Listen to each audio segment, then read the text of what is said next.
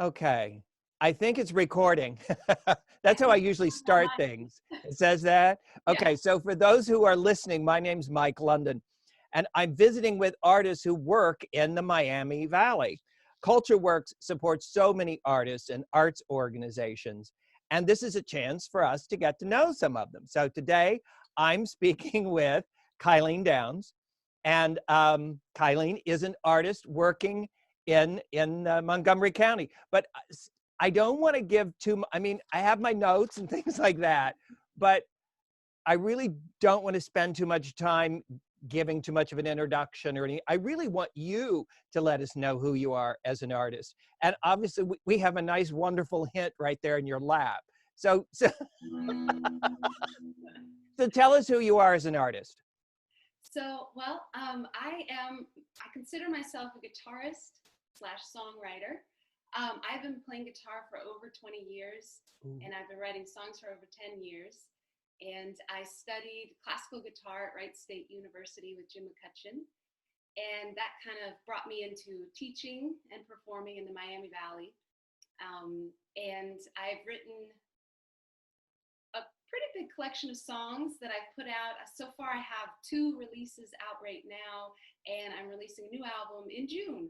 So I love writing and recording. I've recorded 2 of the collections in Dayton, Ohio at Real Love Recording Company. I have to say my biggest passion is writing music. And something just spoke to me with the guitar. I often ask myself, like, why guitar? But, as I've gotten older, I feel like, don't question it. You obviously love it, or you wouldn't keep picking it up. And there's just something captivating. Whenever I pick up the guitar and just kind of hear those strings and move my fingers around the frets to find what comes out, I don't know, it just makes me happy. So I'm curious, do you remember when the first time you heard a guitar? I don't remember the first time I heard it, but I remember the first time I figured out like how you make music on the guitar. I was watching, I don't even know what the show was, and I was probably in elementary school. And, it was apparent that you hit the strings to make the sound. But it was all of a sudden I saw whoever was playing the guitar like move their fingers around. And I was like, that's how you change the sound. You have to press down on the neck. And I do have that memory. I do remember being like, it felt like a light bulb moment, like I caught on to this little secret or something. Did you have that sense that, did you know, I mean, then, did you think this is something I can do because I figured it out? Maybe, I was so young, I can't really remember that. But I do think kind of, what I said, where it really engages me when I can tune everything out as I'm just sitting around fretting on the guitar. Like, it really engrosses me. So, maybe that planted that little seed where I'm like, how neat that I have this capability to create different sounds by doing that. Did you play any instruments before the guitar? Yes, I started on clarinet in 5th grade, and then 6th grade is when I started guitar. So, and I always sang, like, I don't know, I think music was always fun to me. I even played drums and piano, but guitar is the one that really like pulled me in and was like, this is it. This is the one I enjoy. I love playing other instruments too. It's a good like breath, but there's something that 100% focus just hones in when I pick up the guitar, which I probably shouldn't be holding it and talking to you right now because I'm going to start. Well, at some point, I want to hear something. Have you, when I talk to artists, one of the things that I'm curious about is, and it may sound like a silly question, it's really not intended to be flippant or anything, but why here? In other words, so many artists, we find ourselves that once we discover our art, we often move off to the industry centers. So the center of music or theater or painting, and painters sometimes will go to Paris, and actors New York, and those studying film will go to LA. But but you're practicing, you're creating art, and you're doing it here. You're making the Valley your home. And I'm Yeah. just curious about the why. Well, I honestly have to contribute a lot of what I do now to Dayton, the Dayton area. Yeah? Um, I had always played, but I didn't really start getting serious about it until I kind of picked up on this sense of camaraderie in the Dayton area among the artists and musicians. I was really inspired by going out and listening to Dayton musicians, and the fact that the community was just welcoming. And I think it's a sense of like, Dayton is so known for like innovation. Like Yes. people here want to know what you're doing. What are you making? Like people aren't like, oh, I've got my own thing going on. Don't get in my way or don't take away from me. It's like, what are you doing? Because maybe we could collaborate. Like, and I think that's, unique. I've moved around a lot. I think that's really unique to this area from what I've found. So the fact that I'm here doing it is because I'm here that I'm doing it. And yeah, I'm really grateful to have ended up here and had people just want to. They almost kind of like were like, I know you want to do something. What do you do? And Yeah. that's really special to this area, I think. So I'm curious. I mean, I know you're a musician, and you mentioned classical music was, the classical guitar was where you started. Is is that still your passion, or ha, have there other genres that you've captured you?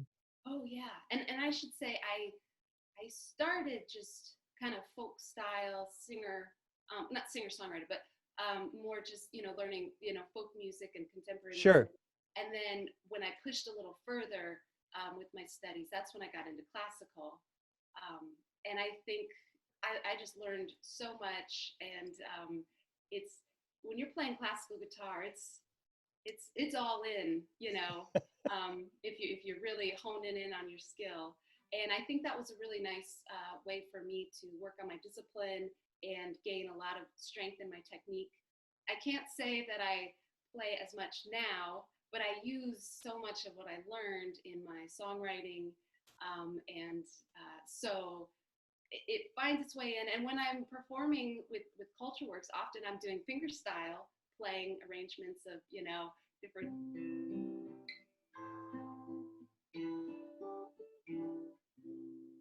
a little I'll play the contemporary music but in a fingerstyle arrangement. And so so yeah, I want to get back to doing some intense classical guitar work, but right now, yeah, it's kind of, you have to focus in one direction or the other. But I definitely go back to some pieces I really love that I played. So I do want to hear something, but before that, I want to ask you, working here in the community, in this area, is there a place, or are there places that you just really enjoy performing at? Well, I have to say one of the places that I really got to know a lot of people would be Yellow Cab Tavern, Uh-huh. um, Yes. in Dayton. I mean, it was kind of founded on like this kind of collaborative spirit of bringing music and art together. I enjoy a lot of the different venues in the Oregon District. I mean, Mhm. that's such a fun place to be when you're hearing music coming out of all the different clubs and stuff like that, and then to kind of be one of those bands where you're like, oh, I hear this band down the street as you're loading in your gear. I got the opportunity to play at the Levitt Pavilion in Dayton. Yeah. Um, that was a highlight for sure. I mean, Yeah. great group of people, and even though it was a very hot day last year, it was a great turnout, and people were dancing, and the crew, the sound crew there is fantastic. Um, so yeah, there's some special places. I played down at Riverscape, Yes. the music at lunch with the Dayton Metro Parks, and that's neat because it's in a different way. I'm kind of adding to people gathering for lunch as opposed to being like on stage performing. So So that's kind of nice to be background and experiment and just watch people enjoy an afternoon together. So yeah, so I think being here, I've gotten an opportunity to play in a lot of different ways, and then even performing with Culture Works, being in somebody's office space, you know, people are coming and going and taking in the art. I mean, it's very cool, you know, in the sense that, you know, people work in this space and then all of a sudden they have a guitarist pop up and everybody's like, well, that was really lovely, thank you so much, you know. So yeah, I've definitely gotten some adventures with performing in the area. Well, can you play something for us? Yeah, I'll play just a little bit of a song. Um, it's called Exhale. Maybe I'll just play like a verse and a chorus. This is my song that kind of reminds me to stay in the moment. And I think art kind of captures a moment for us whenever we're experiencing art. You know, it's with either certain people or in a certain place, or we're in a certain, you know, headspace. So yeah, I'll just do a little piece.